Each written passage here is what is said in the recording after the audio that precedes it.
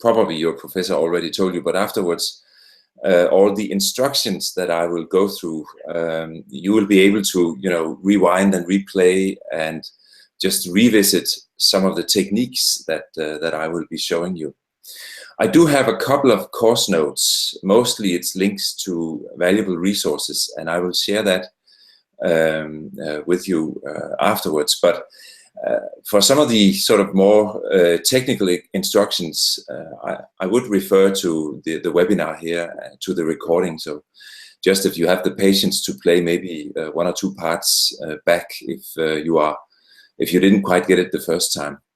And this is also an explanation. The reason why I'm saying this now and giving you such a lengthy explanation of that is that it's sort of an excuse for me to talk fast and show you things fast. Normally, if we were together, we would go through it on a slower pace and we could chat along the way, but this is a bit difficult here.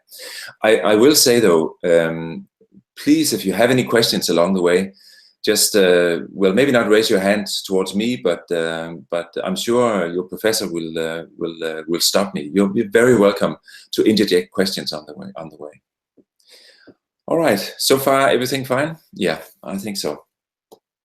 Well, today's session is something that I'm sort of spending like mostly almost 50% of my time doing training in professional newsrooms with these same techniques here. So this is not special for youngsters or for university students.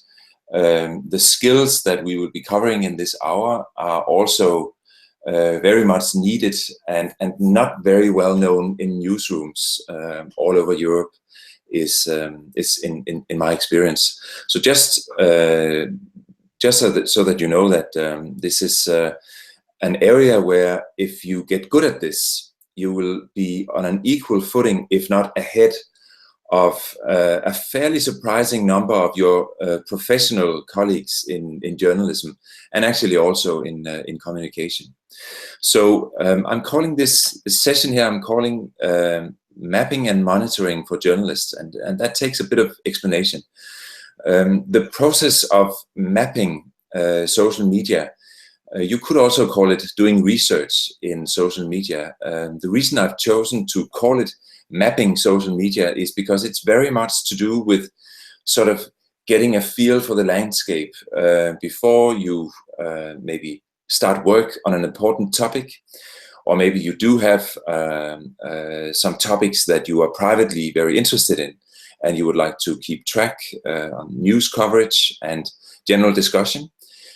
These days, it's a requirement also to do research in social media because a huge amount of knowledge sharing takes place via social media, and you don't want to miss out on that. So this is why you probably all very familiar with doing research on the web, mostly probably, I'm guessing, also in Germany using Google. So consider this a new set of skills on top of doing searches on Google. We'll go through some of the basic search techniques on Twitter and Facebook. And I'll start out with Twitter, and I'll start out with some really useful and important mapping techniques.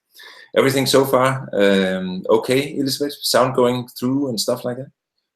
It's perfect. And okay. In your responses, so it's not much nicer for him instead of being only calm. So you can find the ways and speak to Christian and all sort of things. Okay, I'm having a little bit trouble hearing you with your position from the computer, but never mind. Let's just dive into the topic. Just bear in mind, if we do get to chatting, I think I need you a little bit closer to your computer. Anyway. Okay. Yeah, so I'll be sharing my screen with you in a little while, and I'll be showing you some basic research techniques on Twitter, and then we'll move over to Facebook. Let me just say beforehand that what are we looking for here? Well, we are looking for conversations around certain topics to map them out, and we're also looking for potential interesting influencers, important profiles that we might follow or that we might contact, and we're also maybe looking for whole networks and groups to map out. So let's just dive into it. I'll share my screen and show you what I mean by it. So if we start off here on Twitter, hang on a sec. I just need to switch my screen on my side as well. Maybe I'll go a bit up in size. I hope you can see. So let's say that I'm just sort of picking an almost random topic. I was going just through my notes last night, and I saw that that there's a big conference in Berlin today, and you have a distinguished visit from Ivanka Trump. She is with your chancellor today in Berlin. So on the topic of women's rights and gender equality and other related subjects. So let's just say that we were going to do some research about gender equality on Twitter. So the way I would go about it would be to, in the search box, I would write, I wouldn't start off by looking for hashtags, conversations, in other words. I would, in any given topic, I would try and sit down and think and ask myself, what are the sort of the basic normal words people would use around this topic? So gender equality is, of course, something that has been a very important topic for decades and decades. So it's a very established term. But nonetheless, let's try and use that as an example and just have a look at the search results here.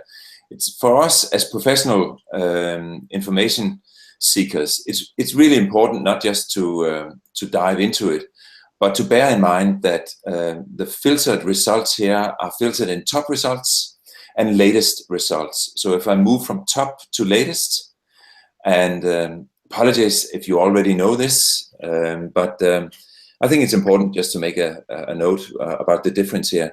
So moving over to the filtering, the latest filtering gives us a real-time stream of every mention of those two words on Twitter, either as hashtags or as just words that are used in tweets. And this is, of course, drawing on material from all over the world. So the volume of content here is really, really big.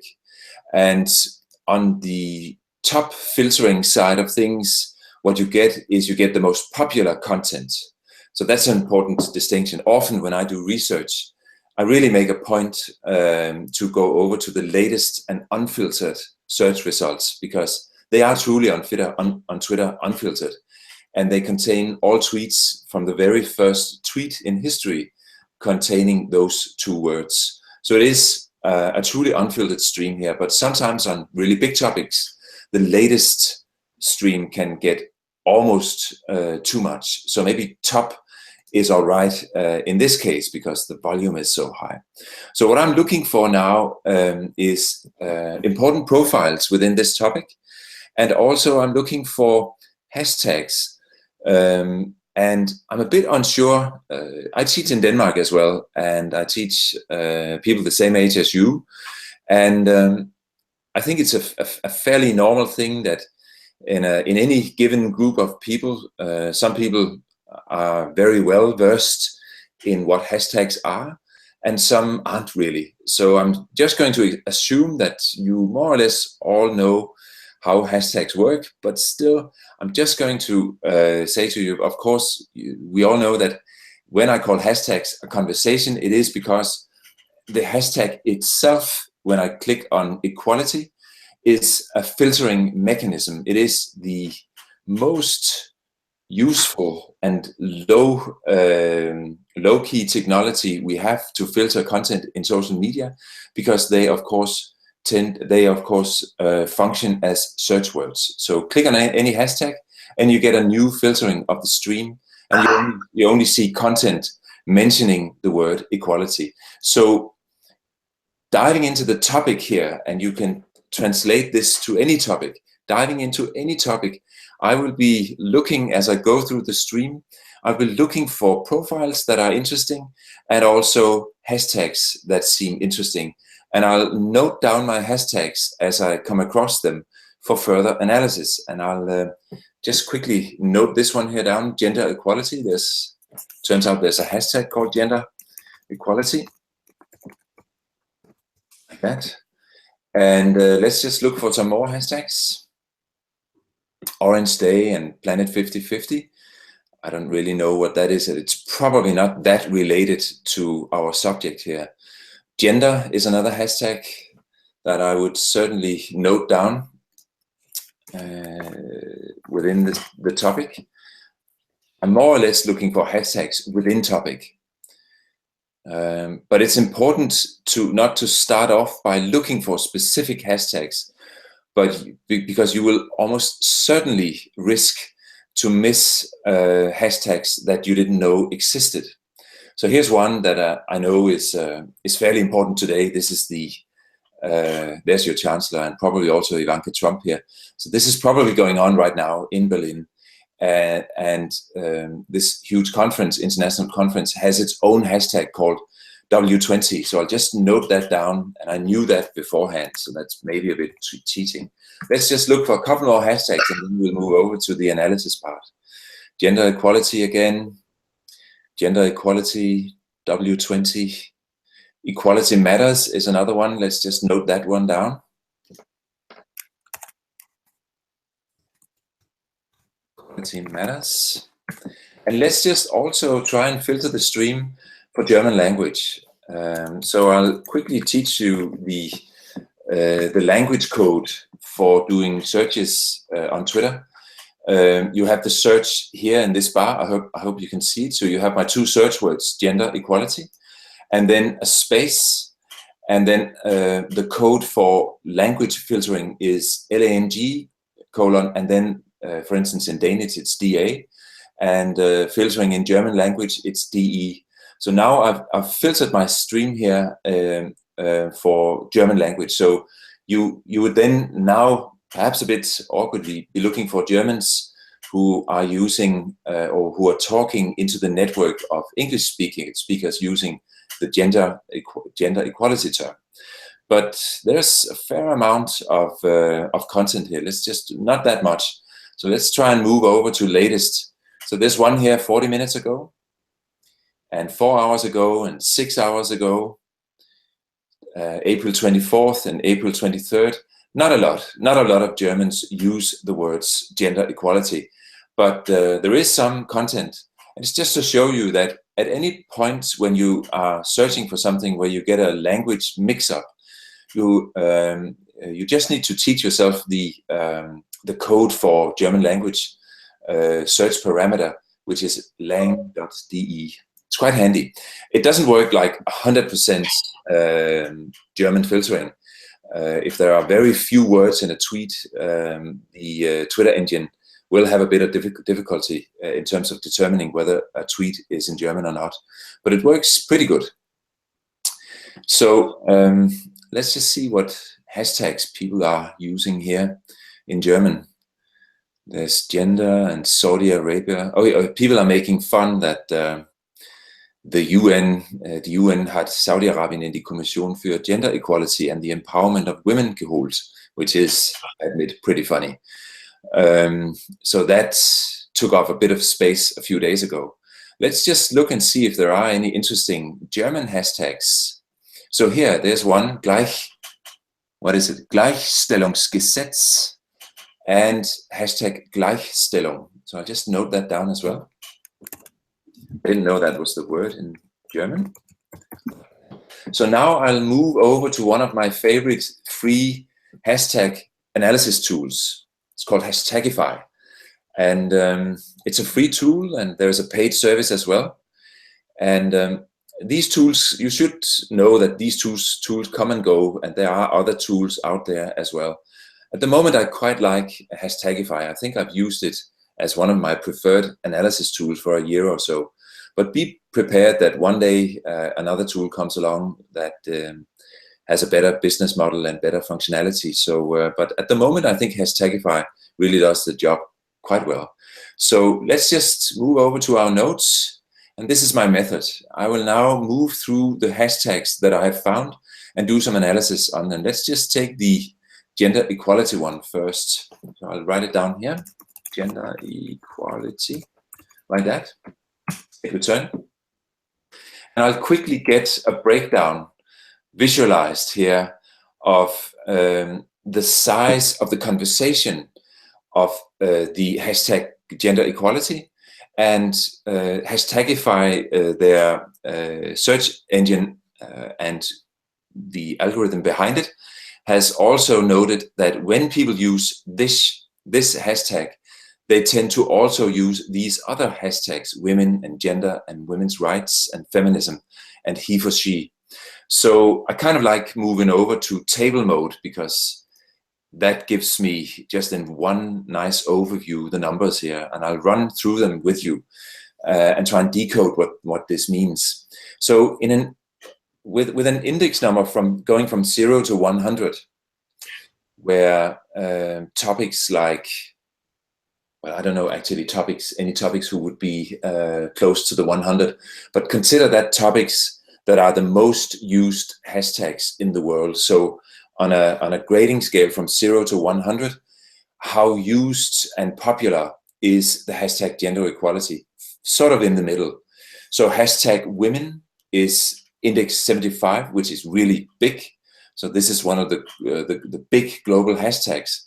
And then there's the hashtag he for she. I don't know whether you know of the campaign, but it's a UN-funded campaign that has been running for a couple of years, trying to reach out to men and boys, to enroll us also in the fight for gender equality.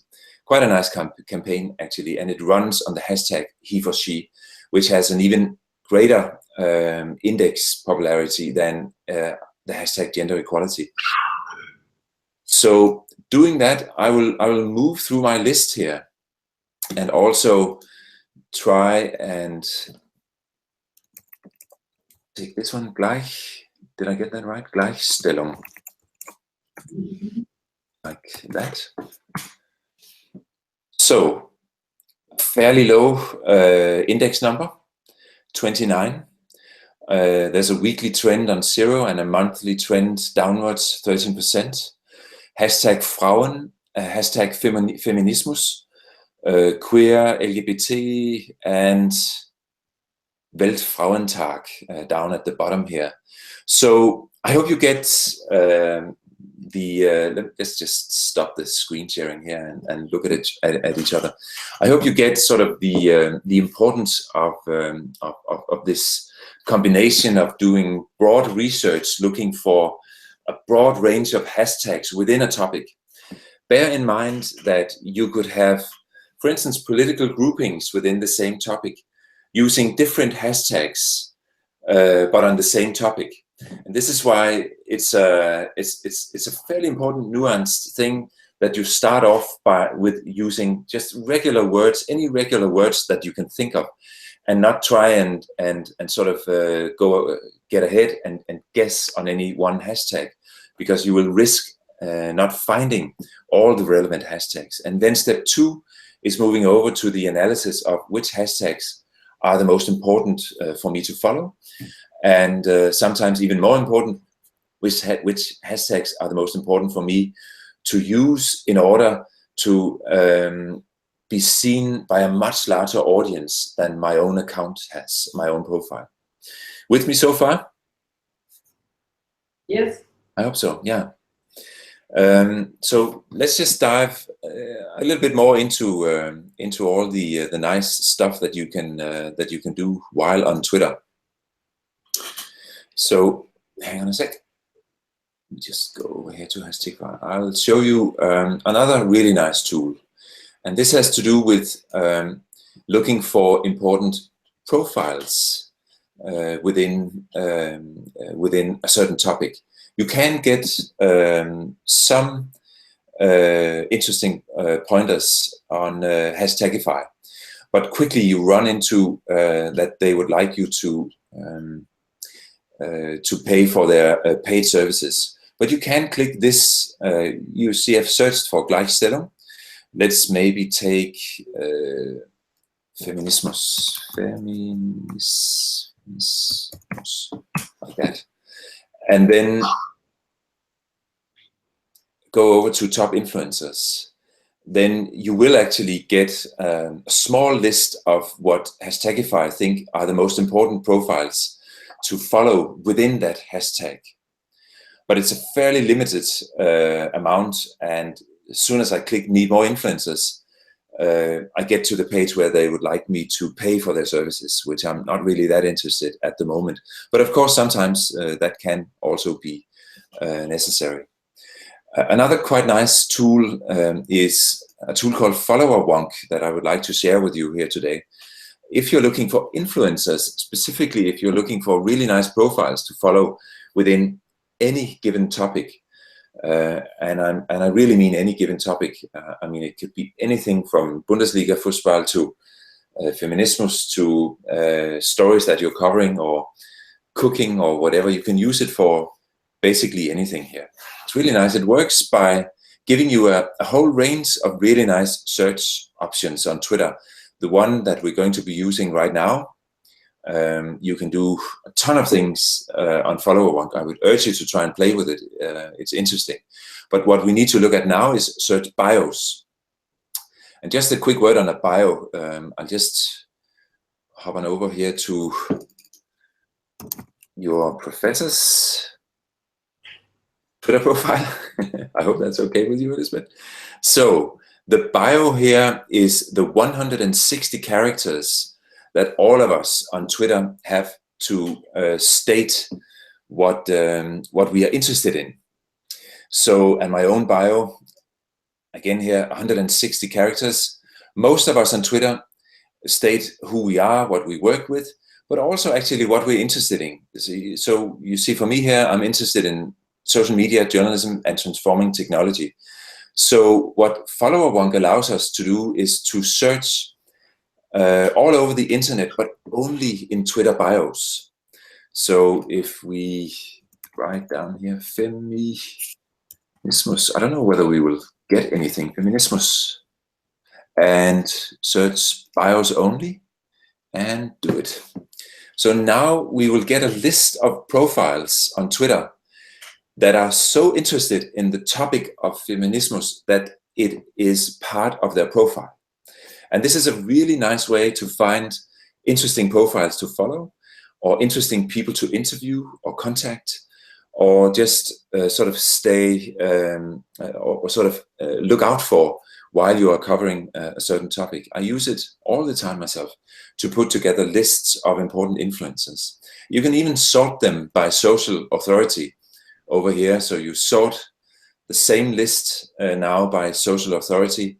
And they have an algorithm in Follower Wonk that sort of looks at not the volume. Well, it's actually also related to the volume. You see here, Anja Shilhanik has tweeted 50,000 times. So that's basically like 30 or 40 or 100 times a day. But sometimes it's not just volume. It's also about who listens when these people say anything on social media. So it's quite a handy way to sort of get a quick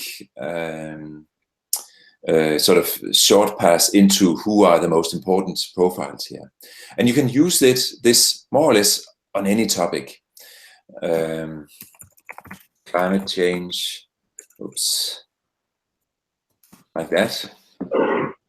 Not Twitter profiles, but Twitter bios only.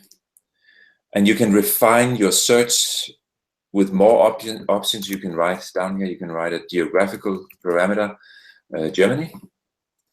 So who writes climate change in their Twitter profiles in Germany? Well, these people do. So use it for any topic. It's quite nice. And I think I'll just leave it at that.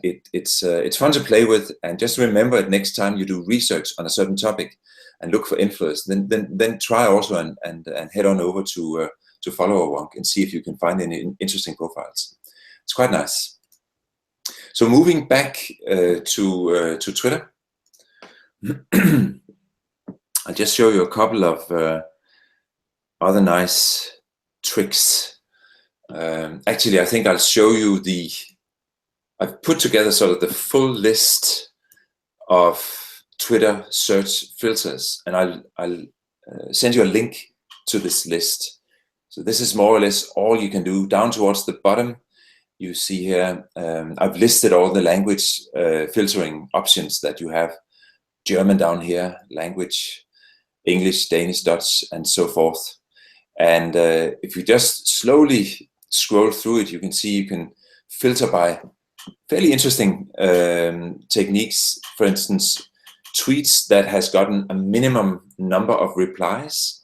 If there's a huge volume within a certain topic, then this is a really effective way of filtering and seeing only the best possible topic, saying that show me only stuff that has gotten at least 5 replies or 10 replies or 5 retweets or 5 faves. Sources, social sources, filtering only on images, filtering only on videos. If you're looking for nice videos or images, you can filter on that. Even sentiment search, you can do that. So let's head on over here. What would be a nice, let's just take the conference in Berlin and see if there's some sentiment search to be done with a happy smiley.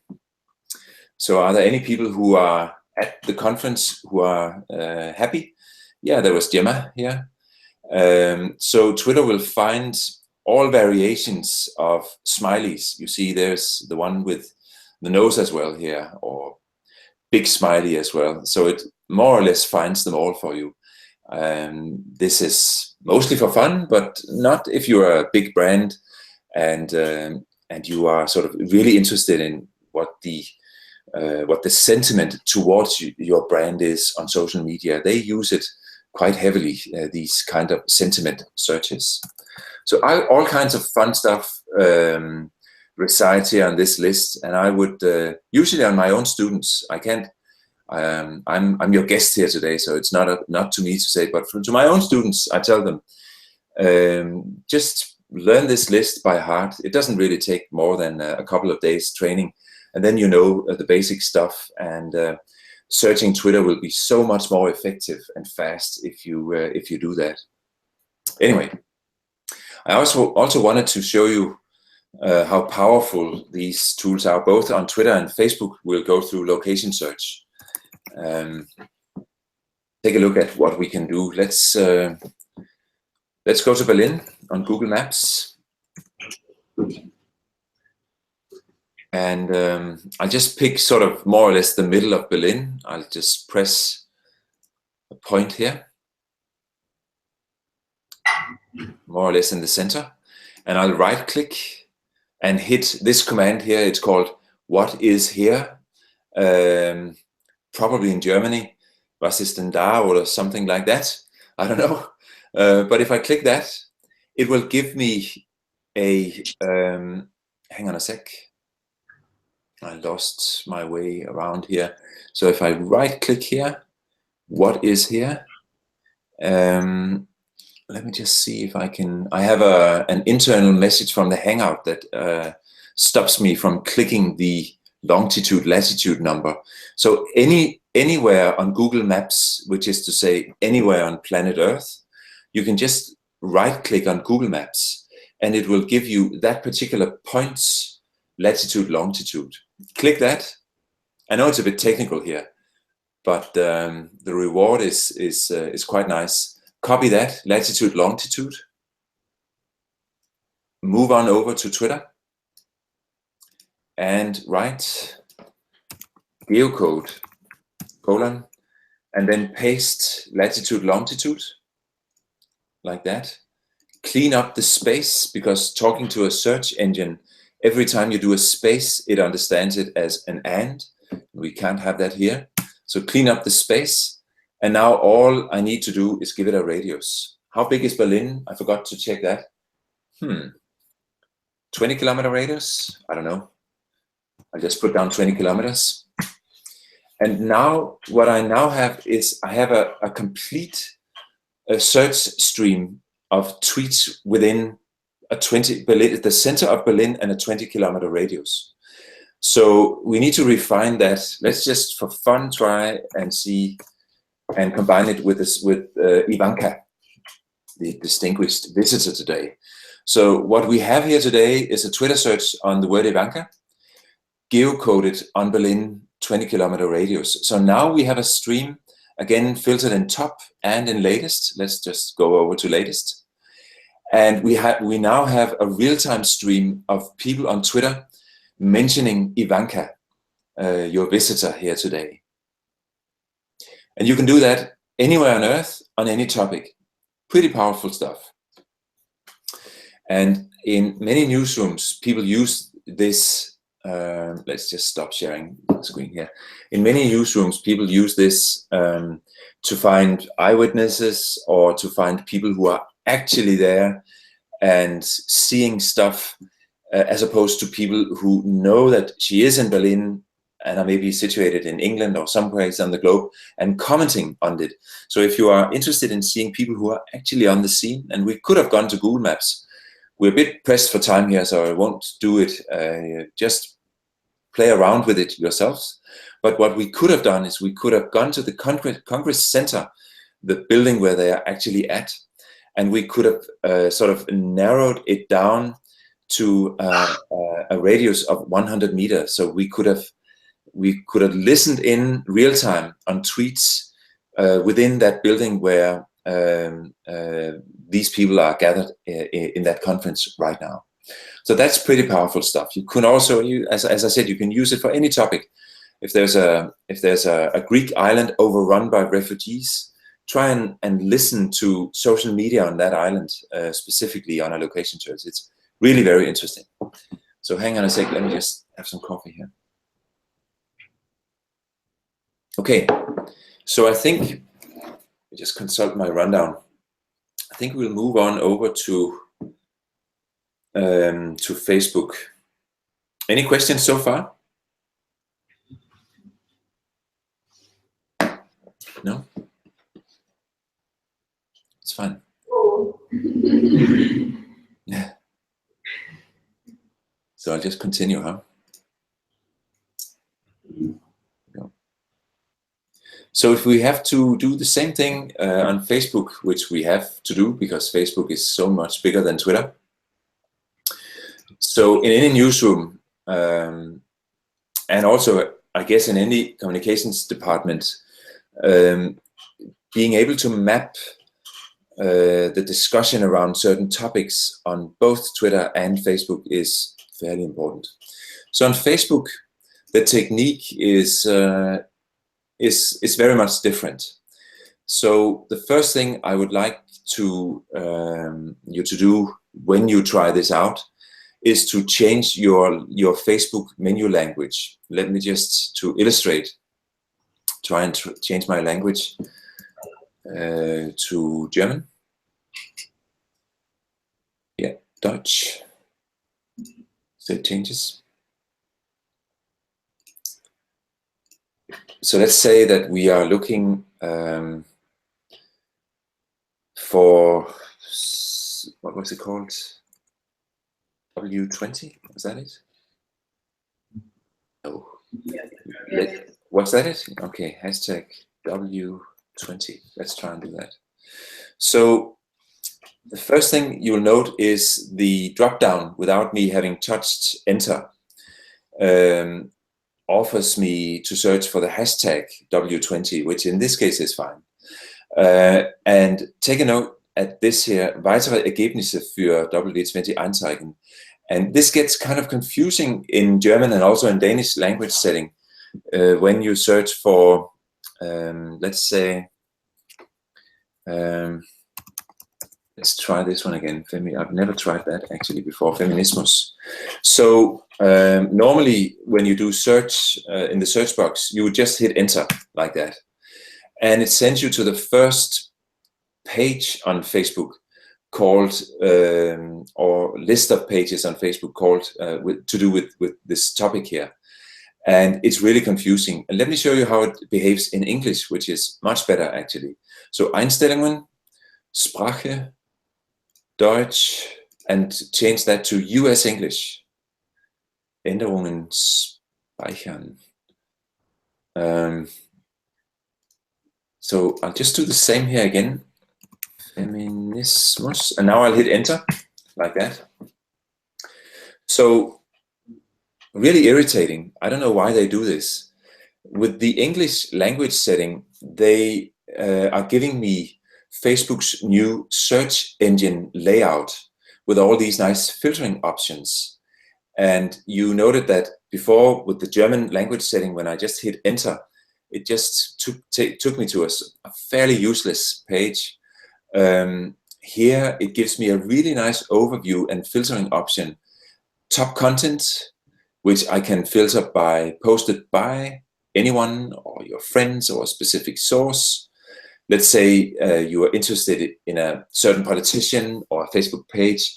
Did they ever mention such and such? You can do that here. Or as we looked at before on the Google Maps on Twitter, you can also here choose a location filtering. And let's just try that. So let's just write Berlin.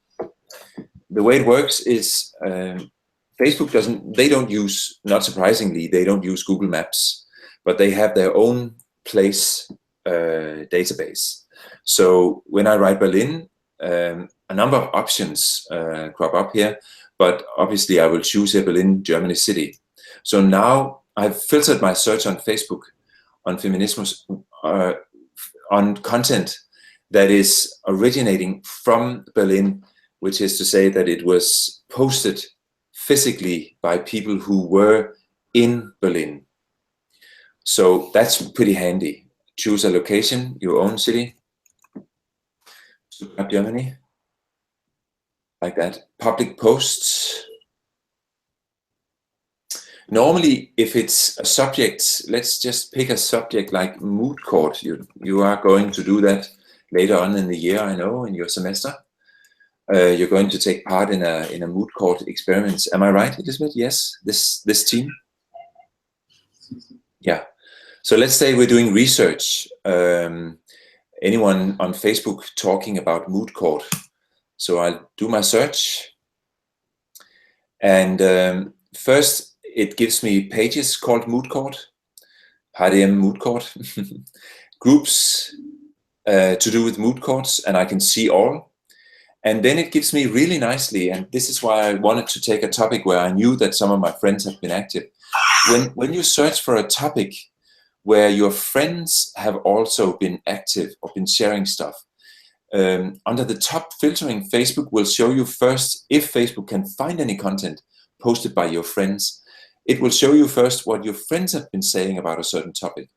And this has something, over the past year or year and a half,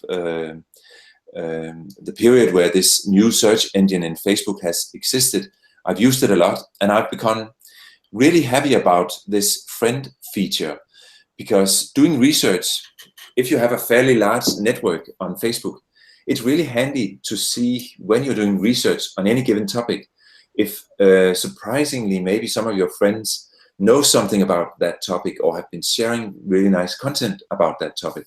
So I quite like that. So next in line here, some events, videos, and then finally here, public posts, which you will also get by hitting posts. You will get a mixture of posts from friends and public posts on that specific filtering. So that's the way it works here. So again, here we can try Ivanka. So searching for the word Ivanka on Facebook is kind of pointless, because there are close to, what now, 1.8 billion users on Facebook. And how, goodness knows how many of them use the word Ivanka in their posts. So searching for Ivanka is really an area where you need to do some filtering. So you perhaps need to go down here and again do some filtering and say Berlin, people in Berlin, talking about Ivanka. Guess who's staying at our hotel today, says Christopher here. And the reason that I can see all this content is that it is public. So if you go into posts, and we see a mixture of media posts and also just regular folks doing posts on Facebook, not on the Ivanka topic. We'll see a lot of media content.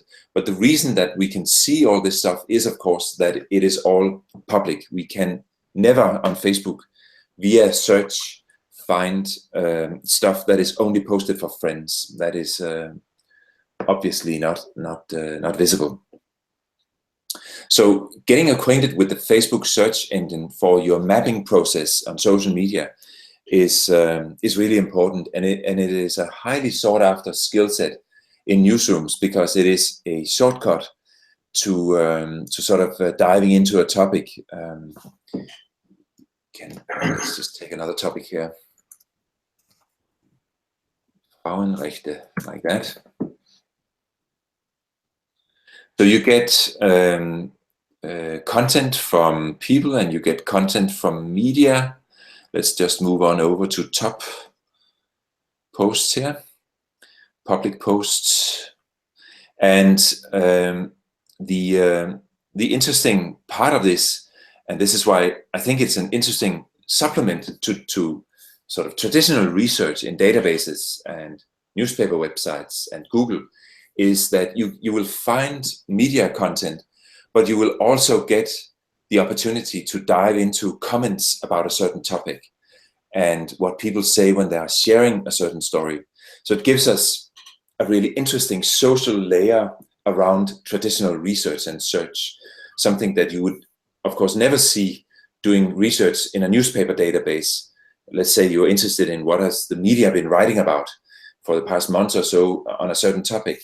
Doing the same thing on Facebook gives you not only what the media has been writing about, but what has been interesting in the Facebook algorithm, what people have been saying about it. So it's a nice social layer on top of your traditional research, I think. Yeah. Expect changing functionality from Facebook here. Up until a couple of weeks ago, there was a really nice functionality, filtering option that they have now removed. It still works though. Let me just show you. Let's say that we are looking at Ivanka and we are heading on over to the post filtering. There's a live stream right now. So up here in the URL, it says here that I'm searching for posts, and it is about my search word Ivanka. So I can here switch that to the filtering option that used to be there up until some weeks ago, called latest, which was a really handy real-time stream, but it still works though. It's a small URL hack. So hit return, and it will now give us a real-time stream search of the Ivanka search word from all over the globe. And you see, unfortunately, I have lost my location filtering option. To get that to work, we need to go back again. Now it gets a bit nerdy, I know that, but I want to show it nonetheless. So go down here over to top, search for Ivanka, choose a location, let's say Berlin. And it gets really nerdy. Copy the last part of the URL. Luckily, you can replay this webinar if you want to replicate what I'm doing here. So copy the last part of the URL where it says and filters and then a large number for location. This is the number for Berlin. So copy that. Sorry, I just did that wrong. I said paste instead of copy. Let's just do it one more time. Choose a location, Berlin. Copy the location like that, and go on over to latest to get the real-time stream. So now I have a filtering, and it actually let me keep my location. That's nice. So I just actually needed to do they changed this.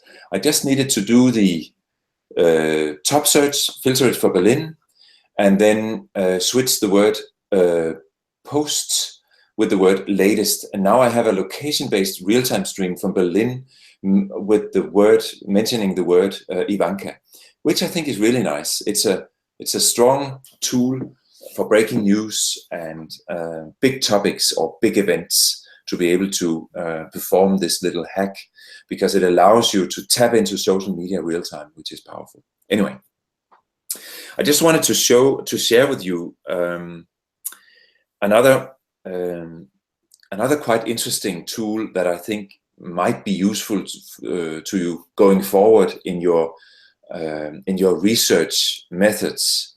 And it's a tool that allows us to look at information on Facebook that is, I wouldn't say it's private, but it's not easy to find. It's sort of a combination tool where you can find people by looking into what they have told Facebook about themselves.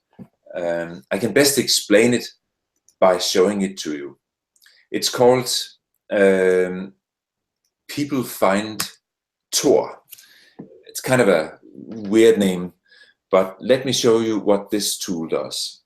So as it says here, it's one of my friends who has coded the tool here, and it's quite handy. The easy way to find people on Facebook. So what this will allow you to, it will allow you to add a filter to your Facebook search.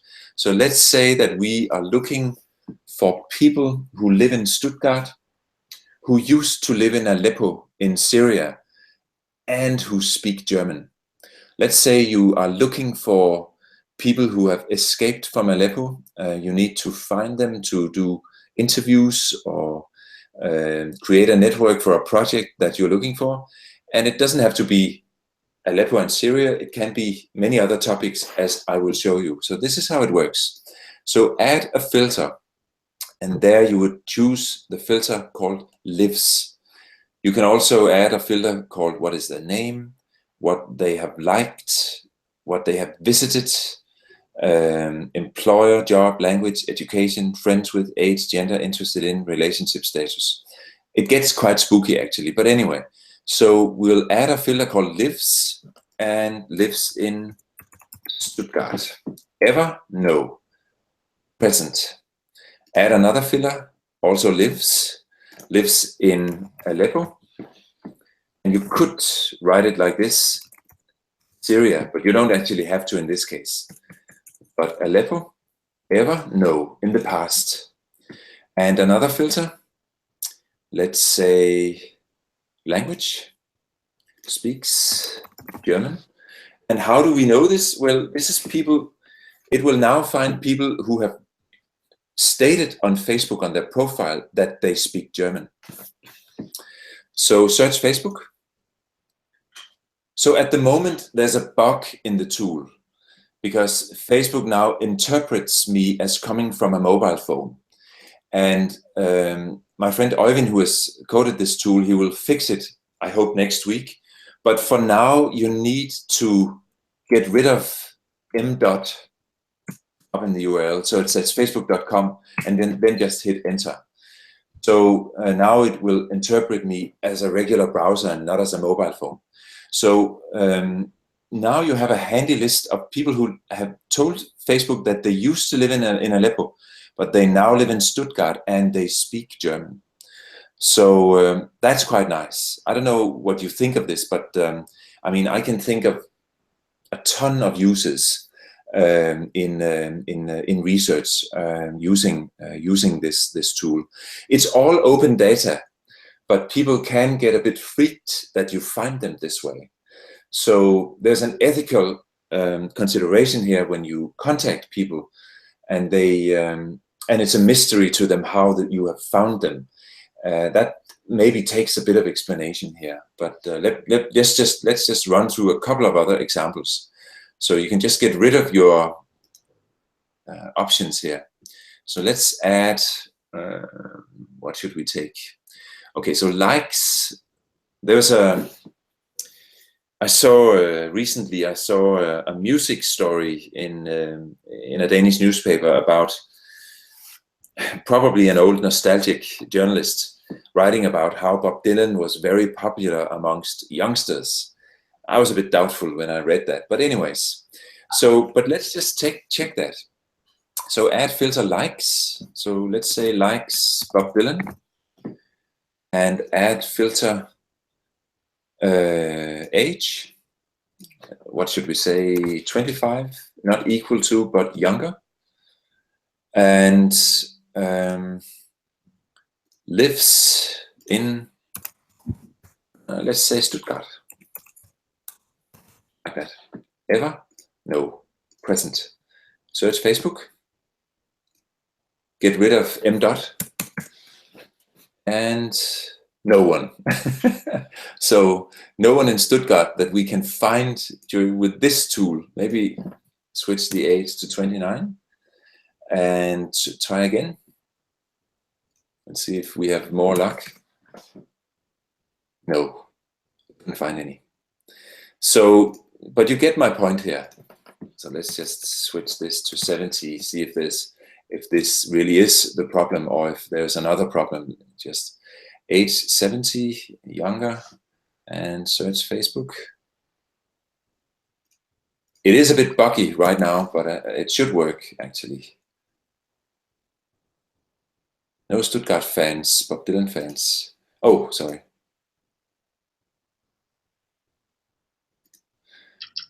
I can't at the moment decide what could result in this mistake, but I would say don't lose your heart over this. It actually does work, this tool. I might have made a mistake here in terms of the combination of searches. In any case, this bug that I mentioned with this interpreting me as a mobile phone, and possibly a bug or two either, it will get fixed next week. It is a truly powerful tool in terms of finding cases, finding people related to your journalism. You could also, let's say, for instance, you are doing a story about people who work, who have a certain workplace, a certain employer, and you're looking for people in your local town or in Germany who works for that certain employer. You could use People Find Tour and say employer, and then write the employer name, and then you would be able to find a list of people, and even sort them in gender or sort them in language skills, who work for a certain employer. So many journalists I know of around Europe are really happy about this tool.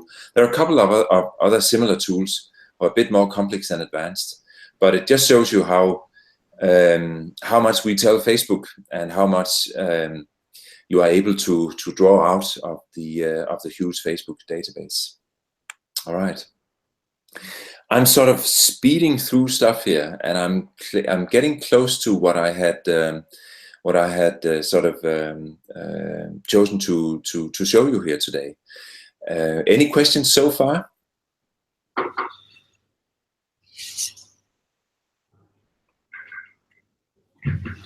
No? No, I think we are all very happy with what you showed to us. And I can't see any question right now, but everybody is listening intensely. Yeah. What do you think, Elizabeth? Are there any? I mean, we've worked on this for some time now together. Are there any aspects here in terms of the hard research that there might be one thing actually, which is Instagram. I really make a point, both in newsrooms and towards my students, not to forget doing mapping on Instagram. And I might actually just quickly show you how it's quickly done on the, hang on a sec, on the desktop. This is, of course, just as easily done on the mobile phone. But they have, I really like their search engine because let's say that we are feminismus. So as soon as I start writing, I hope maybe I can enlarge it a bit. So as soon as I start writing like this, F-E-M-I-N, it will tell me feminism and feminist, all kinds of words that they conclude for me, and it will tell me how strong is the conversation around this word. So feminismus, like this. There are 7,218 posts on Instagram on this word. So please do not forget to map out the conversation on Instagram when you do research on the topics that you are working on, because you might actually be able to be lucky and connect to really interesting audiences by using the right hashtag, by doing this kind of quick analysis in terms of how large is the conversation around a certain hashtag or a certain word on Instagram. It might be sort of a shortcut for you to connect to audiences with your story and your journalism or your own profile. So don't forget Instagram as well. Good thing that that we just got that mentioned as well. So other than that, this is sort of the basic one-on-one in terms of doing research and search in social media. And next time when we see each other again, I'll cover sort of professional use of your personal profile in social media for journalists and media people in general. So that'll be the topic for next time. Otherwise, I hope it worked for you, and you'll get the link to the webinar and also the link to my complete list of Twitter search tools. So wonderful. Yeah. Wonderful. I have one question, Christian. Yeah. You remember when we talked last time, and lots of things changed in Facebook. There was this feature list. You could create lists, and you could also manage privacy groups via these lists. And is there anything, because that is a question we always discuss, also some of the participants here. We will come to the topic next week also about profiles, that we only have one profile, and there's always a question, do we have two profiles? But the privacy thing, when I have a professional Facebook stream profile and I want to have now a private sector for only my friends and family or so, how do I manage it these days? Just by private group, or is there anything else like lists was? Yeah. Well, there used to be two list tools on Facebook. One called interest lists, which was a really handy tool to sort of bundle pages and people that you were interested in following or monitoring, and they've killed off that feature. But they've kept the friends list, which will allow you to separate your audiences in terms of private audiences and professional audiences. So you can actually do that still, but that is one of the sort of the main things that I will go through next time. We are experiencing heavy changes on Facebook's side at the moment in terms of these sort of professional media requirements around the Facebook tool. So that makes it a bit difficult. But in terms of maintaining privacy and audiences for your professional maintenance of your profile on Facebook, I'll cover that in detail next time. I think I would prefer to do that like that, if that is okay with you. Yeah. Yeah, certainly. Yeah. Okay, Christian, that was a great pleasure. Thanks for taking time. No problem. You're welcome. I always enjoy this. Where's your dog this time? Well, it is actually no longer with us. Yeah, it is. Okay. So we now only had to the students. Let me say to you that one time when we did this, I was interrupted by my dog, but that is not possible anymore. Sorry to hear that. Yeah. It is a bit sad. I do have a new view though, which is our new place overlooking the water there. But you can see how great it is out there. But that's all quite nice.